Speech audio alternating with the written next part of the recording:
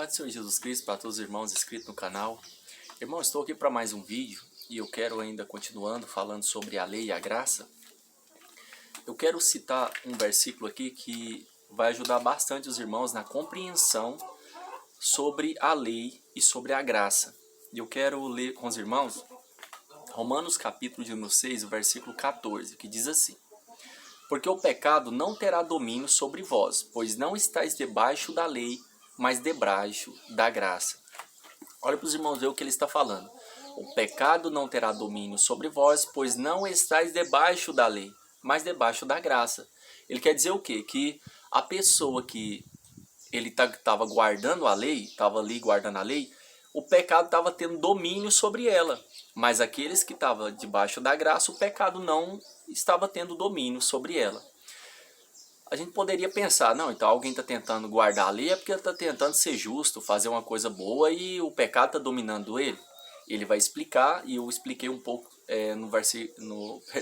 no vídeo anterior, eu expliquei um pouco sobre a lei. Ou seja, o que ele quer dizer aqui nesse texto? Que aqueles que estavam tentando guardar a lei, eles estavam tentando se justificar por guardar a lei de Moisés. Era mais de 603, eram 603 mandamentos, contando ali as leis cerimoniais, civis e morais. Ou seja, eles estavam tentando se justificar, ou tentando ser salvo por guardar a lei, porque Deus ele requer perfeição, e nenhum ser humano consegue ser perfeito. Eles estavam tentando se justificar. Só que quanto mais eles tentavam guardar a lei, mais despertava o desejo de pecar e eles acabavam quebrando o mandamento.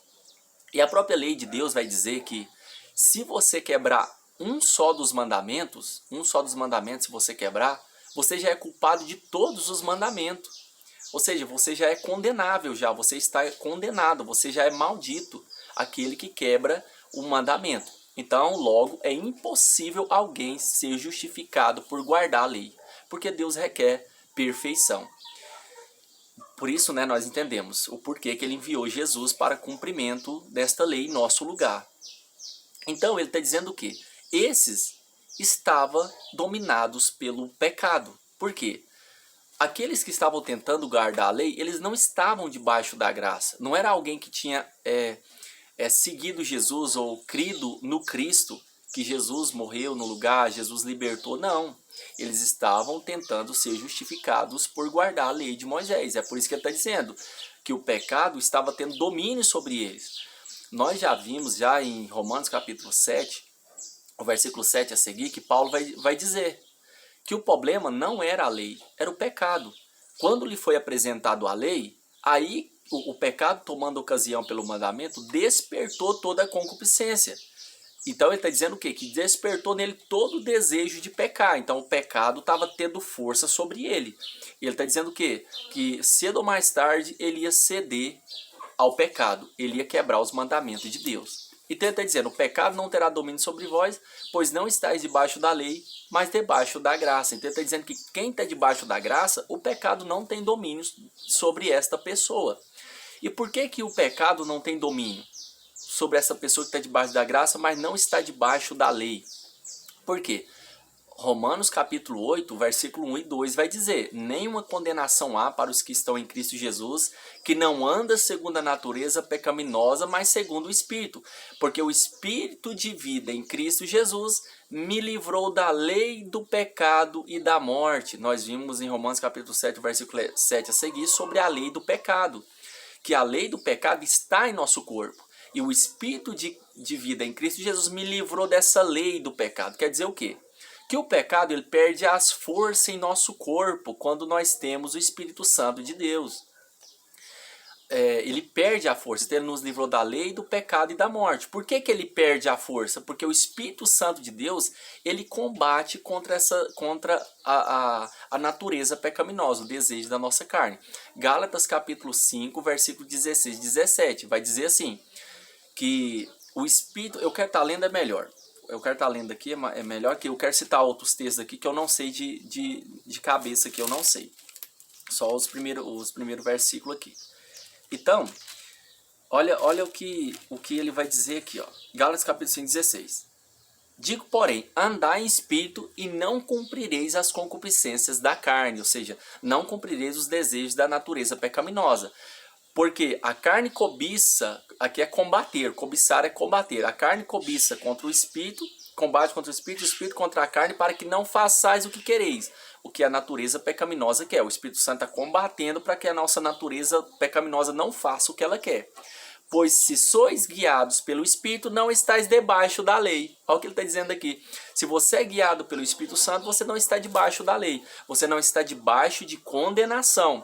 Por que ele fala isso? Porque a lei, ela não veio para que alguém tentasse ser salvo por guardá-la. Ela veio para mostrar para nós que somos pecadores, estamos condenados diante de Deus e precisamos de um Salvador. Aí nós recorremos para quem? Para Jesus. O apóstolo Paulo vai ensinar claramente sobre isso. Aí ele vai falar o quê? Que o Espírito Santo estando em nós, nós temos o seu fruto. Gozo, paz, longanimidade, benignidade, fé, mansidão e temperança. Contra essas coisas não há lei. E os que são de Cristo crucificaram a sua carne com suas paixões e concupiscência. Isso está no versículo 22, 23, 24 e 25 do capítulo 5 de Gálatas. Então, se nós estamos debaixo da graça, nós temos poder para vencer o pecado. Não estamos ali tentando, esforçando com nossa própria força para ser salvo.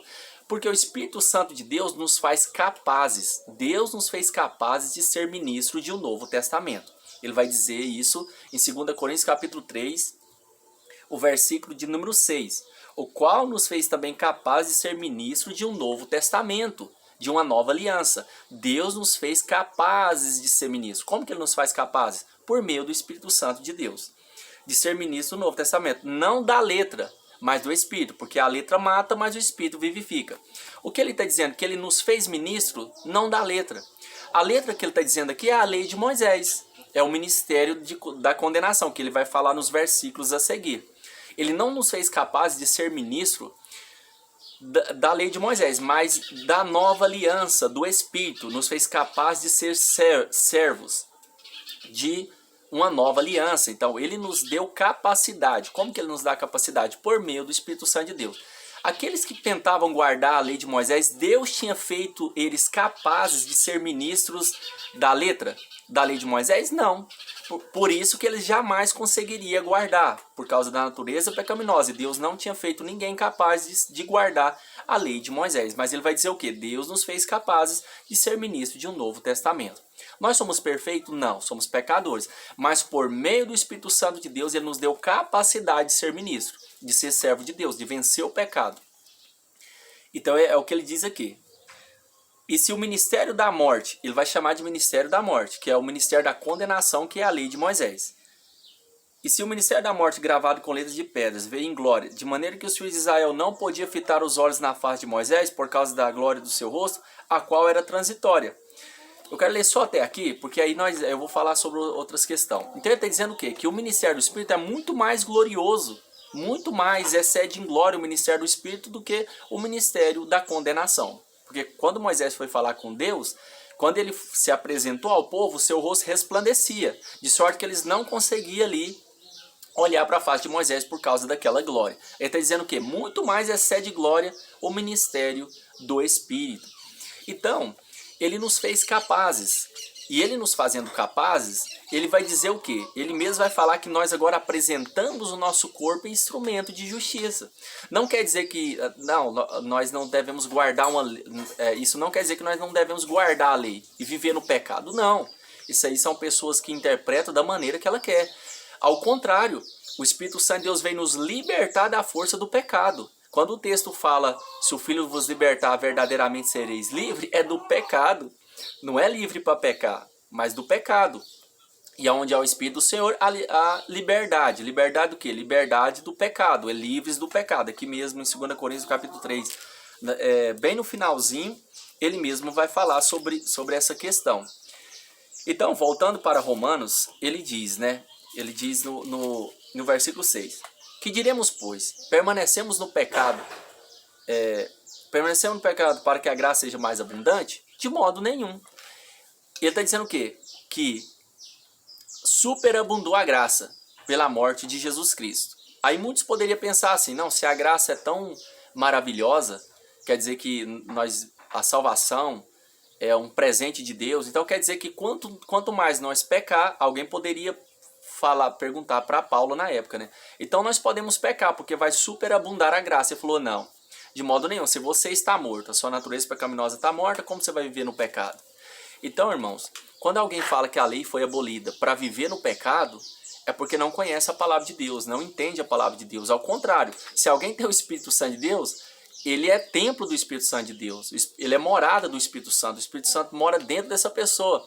Como que ele vai estar praticando algo pecaminoso e o Espírito Santo está habitando dentro dele? Ao contrário, ele veio para nos libertar. Não quer dizer também que nós não vamos falhar contra Deus, porque somos pecadores mesmo. De modo nenhum, ele vai dizer, de modo nenhum vai viver no pecado. Ele vai dizer, de modo nenhum, nós que estamos mortos para o pecado, ou mortos para o pecado, como viveremos ainda nele? Ele está dizendo o quê? Que essa natureza pecaminosa, ela está morta. Eu citei, né, no vídeo anterior esse versículo. Não sabeis que todos quando fomos batizados em Jesus Cristo fomos batizados na sua morte? Ou seja, a morte, quando Jesus ali, ele morreu, ele foi moído na cruz, ele morreu, foi sepultado e ele ressuscitou, ele está falando que da mesma forma aconteceu com nós também. Nós aceitamos Jesus, a velha natureza morre. Aqui é a convicção verdadeira de fé. Nem todo mundo que aceita Jesus, ele tem essa transformação. Não tem, porque não é uma convicção verdadeira de fé. Mas aquela pessoa que tem uma convicção verdadeira de fé, ela aceitou Jesus, ela morre. Então o batismo, ela passa pelo batismo. Mas a conversão e a transformação veio por meio da fé em Jesus, não por causa do batismo. O batismo não transforma ninguém. Tem muitas pessoas que se batizam no dia tá desviado. Quer dizer que não foi transformado. Mas o batismo ali é testemunho público em que a sua velha natureza foi sepultada e veio uma nova criatura. Nasceu uma nova criatura. Foi gerado uma nova criatura, como está em João capítulo 1, versículo 12. Todos quanto receberam, deu-lhes o poder de serem feitos, criados, filhos de Deus. Então, da mesma forma, Jesus ressuscitou e ele ressuscitou em corpo glorificado. Ele está dizendo o quê? Que da mesma forma nós também aceitamos Jesus, morremos, passamos pelo batismo, que é o sepultamento da velha natureza, e ressurgiu, nasceu, foi criado um novo homem. Então ele está falando aqui isso, usando o batismo ali, o exemplo do batismo. De sorte que fomos sepultados com ele pelo batismo na morte, para que como Cristo ressuscitou dos mortos pela glória do Pai, assim andemos nós em novidade de vida. Ou seja, em novidade de vida quer dizer que não é naquela aquela vida que a velha natureza levava, já não vai levar mais, porque aquela natureza foi sepultada. Agora é uma nova vida. Nós teremos uma nova vida. Amém, irmãos? Eu poderia continuar aqui, nos versículos a seguir aqui. Eu vou até continuar algum versículo aqui para não ficar muito longo. Porque se fomos plantados juntamente com ele na semelhança da sua morte, também o seremos na da sua ressurreição. Sabendo isso, olha o que ele vai dizer. Que o nosso velho homem, a velha natureza, foi com ele crucificado, para que o corpo do pecado seja desfeito, a fim de que não sirvamos mais ao pecado. Olha o que ele está dizendo aqui.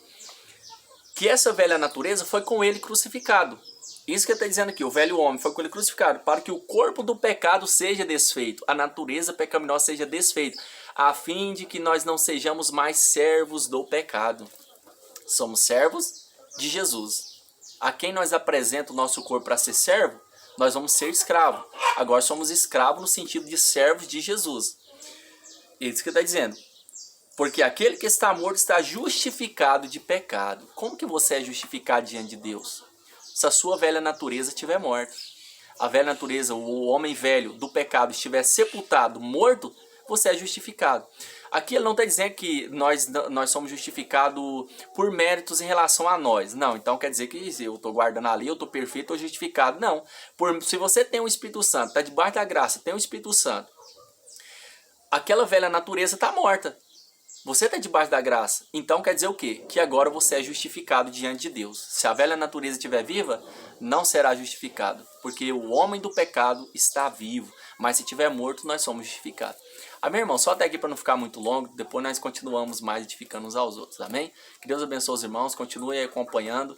Tenho certeza que nós vamos sendo edificados cada dia mais e crescendo na graça, no conhecimento e fortalecendo na fé. Né, irmãos? Temos que continuar e não retroceder, porque nós estamos aqui lutando para encontrar com Jesus. Amém?